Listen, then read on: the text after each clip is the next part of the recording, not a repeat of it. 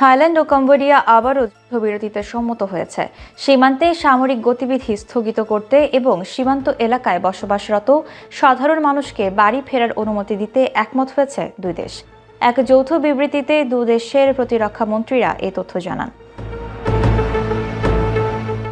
যৌথ বিবৃতিতে উত্তেজনা প্রশমনের শর্তাবলী তুলে ধরা হয়। এর আওতায় সাধারণ নাগরিক, বেসামরিক স্থাপনা এবং অবকাঠামো সহ উভয় পক্ষের সামরিক লক্ষ্যবস্তুতে সব ধরনের হামলা বন্ধ থাকবে। পাশাপাশি যুদ্ধবিরতি টানা ৭২ ঘণ্টা কার্যকর থাকলে থাইল্যান্ডে আটক ১৮ জন কম্বোডিয়ান সেনাকে মুক্তি দেওয়া হবে বলে বিবৃতিতে বলা হয়। এই যুদ্ধবিরতির মাধ্যমে কয়েক সপ্তাহ ধরে চলা তীব্র লড়াইয়ের অবসান ঘটবে, যেখানে অন্তত ৪১ জন মৃত্যু হয়েছে এবং প্রায় ১০ লাখ মানুষ ঘরছাড়া হয়েছে।